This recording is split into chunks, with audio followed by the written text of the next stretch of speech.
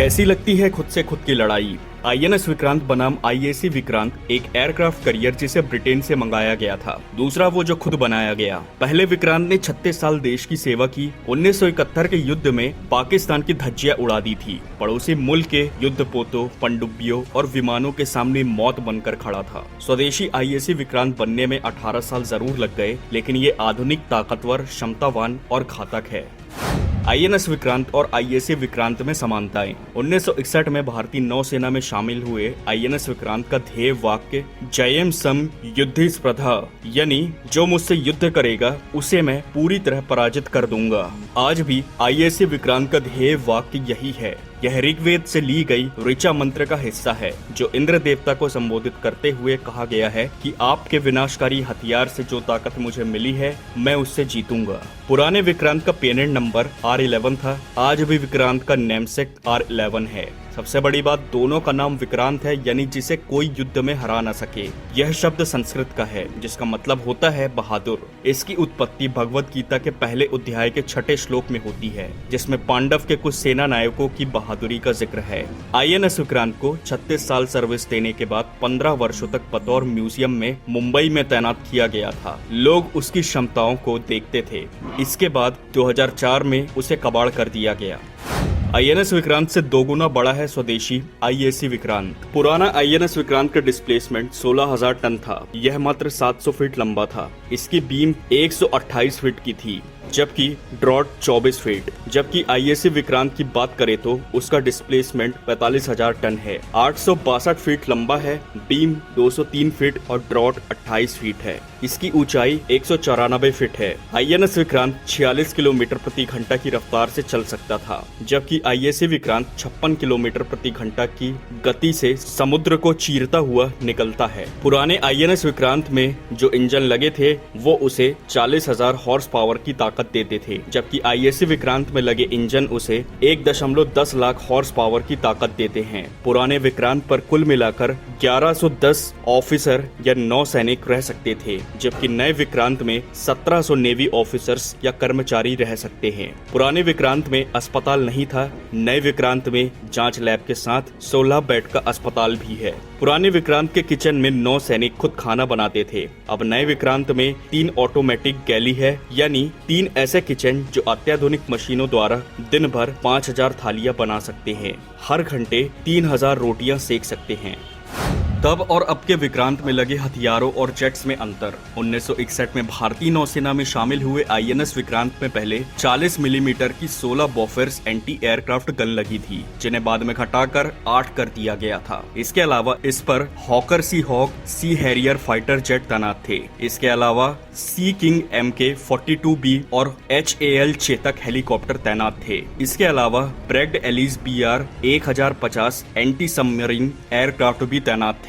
पुराने aircraft carrier पर अधिकतम 23 विमान और हेलीकॉप्टर तैनात हो सकते थे। आईएसी विक्रांत पर MiG-29 के लड़ाकू विमान और 10 KMAOV हेलीकॉप्टर के 2 स्क्वाड्रन तैनात हो सकते हैं। भारत में अमेरिका से आया multi role MH-60R Romeo helicopter भी तैनात किया जाएगा। कुल मिलाकर इस विमान वाहक युद्धपोत पर 30 से 35 एयरक्राफ्ट तैनात किए जा सकते हैं। इसके अलावा हम आपको ये भी बताएंगे कि भविष्य में इस एयरक्राफ्ट करियर पर किस तरह के लड़ाकू विमानों को तैनात किया जा सकता है। इसके लिए दुनिया की कई ताकतवर कंपनियां आपस में प्रतियोगिता कर रही हैं। आईएसी विक्रांत से 32 बराक 8 मिसाइलें दागी जा सकती हैं। सतह से हवा में मार करने वाली बराक मिसाइलें 500 मीटर से 100 किलोमीटर तक हमला या बचाव के लिए दाग सकते हैं। इसकी अधिकतम गति 2459 किलोमीटर प्रति घंटा होती है। आईएसी विक्रांत में 4 ऑटो ब्रेडा 76 mm के डुअल पर्पस कैनन लगे हैं। यह 76.2 मिलीमीटर कैलिबर की रिमोट से चलने वाली तोप है। 360 डिग्री घूमकर दुश्मन के विमान, हेलीकॉप्टर, फाइटर जेट या युद्धपोत पर फायरिंग कर सकती है। इसकी रेंज 16 से 20 किलोमीटर तक होती है। 4 AK-730 CIWS point defence system gun लगी है। यह एक घूमने वाली हैवी मशीन गन होती है, जो टारगेट की दिशा में घूमकर फायरिंग करती रहती है। यह 10,000 राउंड्स प्रति मिनट की दर से फायरिंग करती है। आईएनएस विक्रांत और आईएसी विक्रांत की रेंज, रडार और लॉन्च सिस्टम। 1961 के आईएनएस विक्रांत को अगर 26 किलोमीटर प्रति घंटा की रफ्तार से चलाते तो वह कुल 22,000 किलोमीटर तक जा सकता था। गति को 43 किलोमीटर प्रति घंटा करने पर अधिकतम 11,500 किलोमीटर की रेंज मिलती थी। अगर आईएसी विक्रांत की बात करें तो यह 56 किलोमीटर प्रति घंटा की रफ्तार से 15,000 किलोमीटर की यात्रा कर सकता है। पुराने विक्रांत पर फाइटर जेट के उड़ान के लिए कैटापोल्ट असिस्टेड टेक ऑफ यानी CATO की व्यवस्था थी, जो बाद में बदलकर 9.75 डिग्री स्की जंप कर दी गई। आईएसी विक्रांत में स्टोबार लॉन्च सिस्टम है। इसका मतलब है short take off but arrested recovery, साथ ही स्की जंप भी। स्वदेशी विक्रांत को बनाने में लगी 500 से ज्यादा कंपनियां। विक्रांत की डिजाइन और निर्माण दोनों देश में ही किया गया है। इसे बेहतरीन ऑटोमेटेड मशीनों, ऑपरेशन, शिप नेविगेशन और बचाव प्रणाली से लैस किया गया है। इसे बनाने में कोचीन शिपयार्ड के साथ साथ 550 भारतीय कंपनियों ने मदद की है।